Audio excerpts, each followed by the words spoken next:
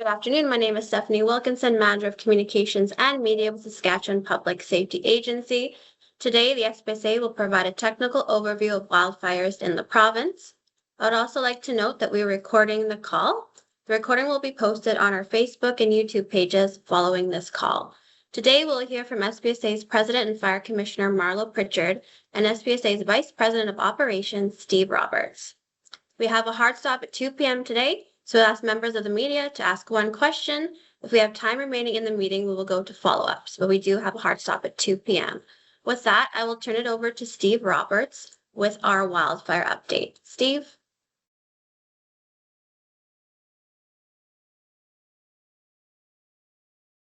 Oh, Steve, you're on mute. Can you hear me now? Yes. Okay, perfect. Try it again one more time. Good afternoon. Currently in the province, there are 23 active wildfires, 257 wildfires so far this year, and that compares to 146, which is our 5-year average. Weather has been cooperating with us, and the cooler temperatures and lower winds are allowing us to get more handle on some of these fires, putting crews into some of these areas that were too dangerous and high risk before. So we continue to make progress on each of the fires of note, which I'll go over here shortly. In addition, because of the moderate weather, we will be revising the fire ban this afternoon, and all areas north of the Churchill River that have received significant rain will be removed from the fire ban. For the area in south of the Churchill and the provincial forest, we will continue to monitor that, and we will make amendments to that as the weather improves. Currently, of the fires of note, Shoe Fire is 503,000 hectares in size. Highway 912, 913 remain closed due to this fire. The J. Smith Fire, northeast of Mississippi, is 139,000 hectares. No road closures or impacts at this time from this fire. The Ditch Fire by Evacuees will continue to close as in the near future is Highway 969 on the east side of Montreal Lake. Currently, Highways is working on that as well to see if we can have that reopened shortly. That fire is 170,000 hectares in size. The Pisu Fire, which is the fire impacting La Ronge and to the west of La Ronge. There are closures on Highway 2 North in the vicinity of La Ronge to limit the amount of non-essential traffic through that area.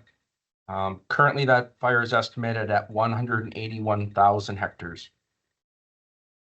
The Pelican Fire, which is in the right adjacent to Pelican Narrows, current size 34,000 hectares. There are no road closures. Highway 135 is open to both Pelican Narrows and Sandy Bay at this time. The Club Fire, which is the fire by Creighton, still remains at a size of 80,000 hectares. And the Wolf Fire remains at a size of 130,000 hectares. The impacts of those two fires are to Highway 167 to the Nenera Beach area, and Highway 106 from the 135 junction through to Creighton. After today, those two fires will be considered one fire of note because they are immediately adjacent and are being managed centrally at the same time. So after today, the Wolf and the Club will just be referred to as a single fire of note. On a positive note, not only has the fire behavior improved, but our ability to contain and limit impact to some structures is we are starting to see some communities return. P3 individuals from Pelican Narrows have started to return. Residents of Birch Portage have returned to their small community in the Pelican Narrows area. And Evacuees, as we know from the day before, has allowed their residents to return home. And operations are underway right now to return folks home to Timber Bay, some of them, if not all of them, depending on conditions. In addition to that, the mine site, the foreign mine that had been evacuated a number of days ago, is already started stage repatriation of all of their workforce back into that mine site to recommence operations. And the SPSA continues to work and inform local leadership of improving conditions and limitations to repatriation so that decisions can be made about terminating evacuations and bringing residents home to their communities. That being said, 33 communities remain evacuated or partially evacuated in the province.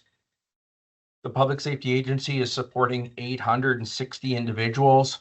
The Canadian Red Cross is supporting 9,160 individuals. And as noted yesterday, we still have 295 confirmed values that have been burnt by fire. And that number will continue to grow as we put evaluation crews into some of these spots to capture whether the fire did indeed damage structures or the sprinkler systems and other measures we put in place were successful. So there will be some upgrades to that number, especially in the Denair Beach area. And that is all I have for a generalized update. I would like to offer at least a thank you to some of those agencies that have come in. We've talked about some before from across Canada and some of our US partners. We continue to see that grow. Yesterday, firefighters from Washington State and this afternoon, firefighters from Colorado will arrive into Saskatchewan to help us fight these fires. And we're augmenting those crews with Type 3 Saskatchewan firefighters. Already over 96 of those have been hired and deployed onto some of these fires. So I'll turn it back to you, Stephanie. Thank you, Steve. Now we will move on to Marlo for an update. Marlo?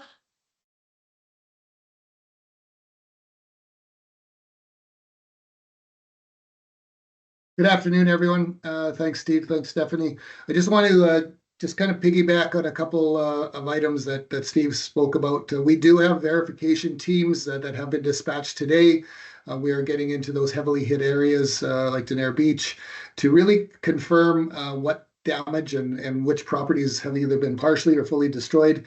And although I know there's a lot of evacuees that have not been notified yet, we want to make sure 100% sure that those individuals or those properties are either damaged or destroyed or not damaged. So before we contact them, we know we're waiting for that information, but I can assure everyone that that process is ongoing as we speak. We currently, as Steve said, we're supporting 850 individuals in hotels. We have many other individuals across Saskatchewan in other hotels. Once we become aware of them, we immediately look after their needs while we're waiting for repatriation efforts from the community leadership and SPSA. But I do want to acknowledge that there is a backlog in some of our evacuation support. We have currently scaled up with 14 additional staff to help address that backlog. And currently we are triaging those. And what I mean by that is we're looking at the most urgent. We know that many of those individuals that have self-evacuated are staying safely with family and friends. And although they need supports, they're not in a critical position, or many of them are not in a critical position where others are. So we're triaging it. We're dealing with those ones that are of immediate need either support with food vouchers, some financial support, or a hotel. So those are the ones that we're working on. And we're going to get through that backlog as quickly as humanly possible. I do want to acknowledge also that at the 7 sites that as SPSA is working on, we have staff on site basically from 8 in the morning to 12 midnight. We support the evacuees in many different activities. We're ensuring that they get their food and shelter, but also emergency clothing. And we have partnered with some NGOs to help with psychosocial supports, as well as we partnered with SHA to ensure that they have medical access when and if needed. So I just really want to say that it's a thank you to all of those across Saskatchewan, whether they're the medical professionals or NGOs that are working with us to help support these evacuees in many different locations across the province. It really is great to see. the willingness to step forward and help individuals as they're going through an extremely stressful and traumatic time doing these evacuations. I think I will stop there and we can just take questions. Okay, and a reminder, one question, and please identify what outlet you are from. So first up, Hallie. Good afternoon. This is Hallie from CTV. I'm just wondering if you could please speak to the difference between the roles the Red Cross and the SPSA serve when it comes to assisting evacuees. Are there particular areas that should be accessing services through one or the other, or is it at the discretion of each individual evacuee? Thanks for the question, Hallie. It really is up to the community leaders. The communities can contract with a third-party provider, or they can come to the province in a case of the evacuations.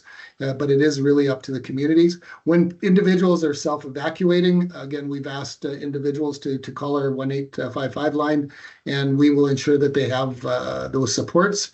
If they have already got the supports with the Red Cross, just because that's who they've contacted, that works out too. So, I mean, we're really trying to work together to ensure that any evacuee gets those supports as necessary. I will take the opportunity now, just because I forgot in my opening remarks, is that, you know, some of those financial supports, if they haven't been rolled out right now, they will be retroactive. They will be retroactive to the evacuation date. So, but we're really working on our I guess the best that we can to get those either food vouchers or financial support out the door as quickly as we can. Jillian. Hi. We heard from Tim McLeod yesterday that he felt like we were turning the corner on this situation just with the wildfires. Are both of you in agreement of that? Do you feel like we're kind of over this bump of things are going to get worse before they get better? I will turn that over to Steve from a very operational perspective. Thank you. Yeah, as far as we've seen a turn of events, as far as we are now able to address these fires directly rather than indirectly. Our tactics have switched from aerial suppression to try and hold these fires to actual direct attack on the ground with firefighters to start securing these lines. As long as that situation stays the same, we will continue to make that progress. These fires are going to remain on the landscape for the rest of the season in many cases to some extent. So they will be constantly monitored. They will flare up at times. There will be areas we may get some small excursions, but what we were experiencing even as short as a week ago is greatly diminished. Even the fact that a couple days of reprieve have allowed us to make some operationally significant gains on some of these fires, and you're starting to see that now as people talk about repatriation. Aaliyah. Hi. Earlier today, the Saskatchewan Ombudsman slammed the province's wildfire response, saying she's received many complaints about people not being connected with the services. And I was just wondering if I can get either of you to respond to those concerns. Sorry about that. No, absolutely. I'm not completely aware of everything the Ombudsman may have said, but like I said before, we are supporting the evacuees in the hotels. We have many across the province that are being supported in other hotels with their food, shelter, activities. But absolutely, we acknowledge that there is a backlog in some of those evacuation supports that have been, for the vast majority of what I'm hearing are with family and friends. And we are doing our best. We have brought in extra resources to deal with that backlog, and we are going to get those resources out the door as quickly and effectively as possible. Nicole. Hi there, Nicole Garn with 980 CJME. Just kind of a general question here. If it's not the weather that's the biggest challenge, just walk me through what's the biggest challenge that crews are facing on the front lines right now. So weather has improved, but we're talking hundreds of kilometers of fire line. If you take all of these fires combined and you look at all the edges, there's a lot of ground to cover. So again, between heavy equipment and ground, it's a huge logistical issue to put people in the right place. It is why we're bringing in more crews. It's why you will see more Type 3 firefighters added. and you consider the equipment support, the housing support, all the logistics of having them out there on these significant fires on the landscape, pumps and hose and tools. So it is a large endeavor, regardless of how you look at it. And that's probably the biggest challenge in here, is the amount of effort that needs to be put in on all of these fires. Next up is Timur. Hi, can you guys hear me? We can.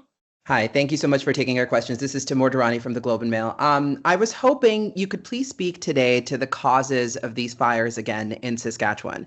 You've previously said that much of these wildfires are the result of human-related causes, but today we've heard from federal officials, and I'm quoting Environment Canada researchers here, quote, "While a lot of fires may be started by humans, the largest fires and the most area burned come from lightning-ignited fires," unquote. I'm hoping you can comment on that.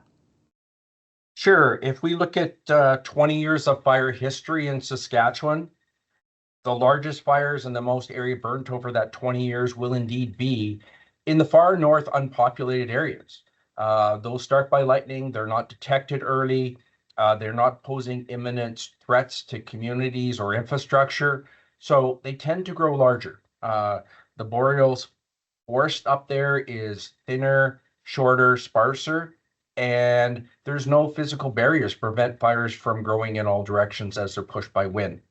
So the statement that most are 50% of our fires every year over the last 20 years have been lightning caused. And if they're occurring in that ecosystem in the far north, they do tend to get much larger than the fires we see in the south. And just to kind of tie that in, that's what makes this season extremely difficult, is the amount of large fires in this heavily populated part of the forest. So that's the unique part of what's happening in 2025 that we have not seen in previous years. Up next, Christopher. This question is probably directed at Marlo, Chris Vandenbreek with Global News. Marlo, do you feel that the response and evacuee supports have been adequate? Would you say that they're meeting a proper standard? Thanks, Chris. I don't know if I'm the person to ask for that. I'll be the first to tell you. But I mean, what I can tell you is that those that needed immediate hotels and those that needed immediate shelter and food, we did our utmost best to put them into hotels. We acknowledge that there is a gap for those that have self-evacuated, and we are doing our utmost best to fix that. But I don't know if there's a standard. I can tell you that it was a chaotic couple of days, but now that the situation on the response is stabilizing, and we are able to reassign staff and upscale some of those support mechanisms, we're going to absolutely address the backlog of calls for those individuals that have gone to family and friends. And as I said earlier, the supports will be to the date that they evacuated. And so I'm optimistic that we will get through this in a very short period of time. Carla.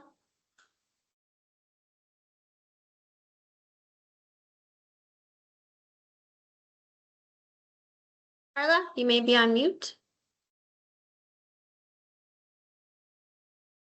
You can always type your question in the chat. Oh, Can you hear me there now? you go. Yeah. Got me. Okay. Carla Schinker with CTV News. Just my question is just further to your mental health comment earlier. Just wondering, with some of evacuees now being away from home for getting close to 2 weeks here, is there any more of a push to help some of these evacuees with their mental health concerns? Is it something that the SPSA is doing, or is it going to be left to other groups? Thanks for the question. Actually, what it is I would say it's more than just SPSA. We are working with NGOs. We're working with our SHA partners to ensure that there is an avenue to get those psychosocial supports. I've got nothing but kudos to say to a number of NGOs that have stepped forward to bring forward counselors to some of our sites. So we will continue to ramp that area up to ensure that those supports are there as the need is identified, and we will continue to do the best we can to support all of our sites. We recognize the traumatic times and the stress that they're under, waiting for more information on when and if they can go home, because some do not know yet if their property has been damaged. So we are, very thankful for the commitment from the Saskatchewan Health Authority and the staff that they are supplying, as well as again those NGOs and even some volunteers that have stepped forward to help us and help those evacuees. And up next, Jeremy. Hi there, Jeremy Symes with the Canadian Press. I'm just wondering, with the backlog you're talking about, was anything done in preparation to anticipate this backlog, and why wasn't it addressed earlier?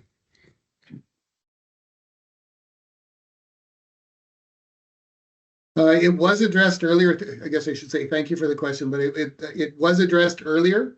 But as we started to deal with it, we recognized that we did not have, probably sufficient, because the numbers of individuals calling, overwhelmed us. We did have a process in place to deal with the 1855 call line, going into evacuation support, making sure that they got called back as quickly as possible. But really what it came down is the demand outweighed or overwhelmed the ability to keep up. And so now we've had to staff up, and we will address it. So it's like everything. When you identify a gap, you do your best to close it as quickly as possible. But again, those, and I'll go back to before, those that really identified right at the start that they needed hotels, we did our best to get them into hotels immediately. And now we are, dealing with some of that backlog of calls. We do not, and I don't have the information at this point in time. I expect I will over the next 24, 48 hours, is how many of those calls are for information, or how many calls are for the support. So we'll continue to do our utmost best and get out those resources, whether they're food vouchers, financial support, or if there are individuals that have identified they need a hotel, we're going to get those out. But I do want to, flag that or identify that we are triaging those calls based on the information that we're getting immediately on the 1855 line, and it's based on that urgency. So some individuals that are saying that they're safely at family and friends may get called a little bit later than the ones that are saying that they need urgent support. Okay, I see we have a question in the chat. Steve touched on this earlier, but would like to know if someone could please provide an update on the return to mining sites.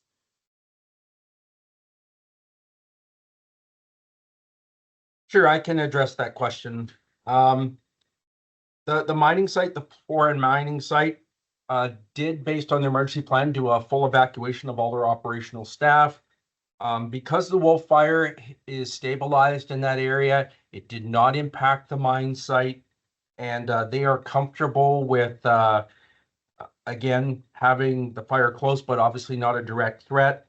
They have made the decision to start returning their operational staff to start work again at the mine site. They will remain on alert and in contact with us for the short term, just to make sure everything stays secure. But it is their decision to go back to work. And because the fire did not impact the mine site, basically everything's ready for them to return and start operations. Thanks, Steve. So now we can go to follow-ups. We have 5 minutes left. So Tamar?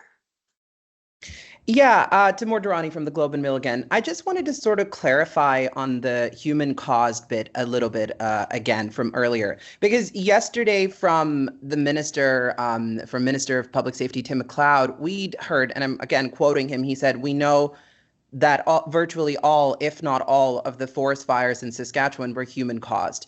And unfortunately, some of those were intentionally caused by humans, and so we thank our policing partners for continuing to investigate those situations." are these fires this year in Saskatchewan mostly human caused, or are they natural with the lightning? I'm just trying to get an understanding of what you mean by this in terms of the area and in the north specifically. Like, could you break it down for us? Is it true as of now, when you're telling us this, that most of these fires in Saskatchewan are human caused? At this point in 2025, of the 257 fires, less than 30 of them were caused by lightning. So well over 200 of those fires are man-caused. No lightning source to start those fires. Numerous reasons for that, from people who are doing yard cleaning and burning and do so and don't have the appropriate measures to contain those, and they get into the forest. There's people who are using quads or recreating. There's people who are doing industrial operations, whether that's farming, land clearing, even repairs to equipment in the forest that will cause some of those fires. And as Minister McLeod said, unfortunately, some will be intentionally started. There will be arson fires in that list of the 200. And you've heard from the RCMP that they've laid charges in 2 incidents. Okay, we will move on to Chris for a follow-up. Chris Vandenbrekel, Global News. Steve, this one is probably for you. We talked yesterday about what people can expect in terms of service levels when they go back to certain communities. I wanted to ask you about what they should expect in their own homes. My own experience in Fort McMurray, there can be quite some unpleasant discoveries. Can you talk us through that? Sure. One of the things that, again, it'll depend on what's happened in your community while you've been evacuated. So has the power been off? If the power's remained on, that's probably a good thing. If the power's been off, you will have spoiled food in your fridge. If the water's been off, you'll have to wait for the water to be, restarted. And of course, every time, if you've ever been off the water, they've shut it off for maintenance, your water is going to be murky and dirty for a little while till it gets run clearing again.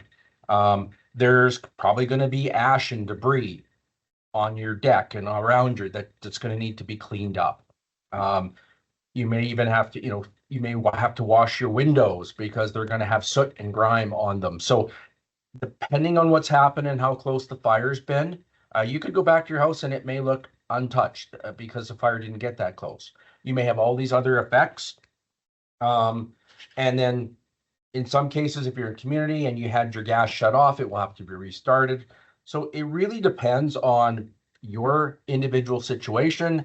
And then again, what happened as a result of the fire. And then once you know what those are, you as an individual can have a discussion on what you need to fix, what you need to talk about with insurance companies. In other words, if it's an external problem or an internal problem. But again, most simple and most common one that people will experience, if you've been out for 2 weeks, it's the same for everybody. If you leave food in your fridge for 2 weeks, even if it's on, it's probably not good anymore. So you're going to have to start cleaning out your fridge and restock your fridge because the milk's bad. The bread's not good anymore. So that's a common item. If you had a freezer and the power didn't go out, your food in your freezer is likely good, but your fridge will not. So those are the kinds of things that people might have to expect when they go home. And our final question will go to Jeremy. Yeah, just again about the evacuee response. The ombudsman was saying today people were hearing back in 4 days, and that's just too long. Can you guarantee today that people who need help will hear back immediately, or at least within 24 hours? I can tell you that we are doing everything humanly possible to answer the calls in that period that you're just saying. We do have a backlog that we have to address as well. So absolutely, that is the goal that we are is to ensure that everyone that is looking for the supports are connected to somebody within SPSA so that those mechanisms can be put in place to get those supports, whether they be a hotel, food vouchers, or financial support. We are striving to tighten that process up, and as you say, we're going to try to get it within exactly those timeframes. Thank you, everyone. That concludes our media availability. Have a safe rest of your day.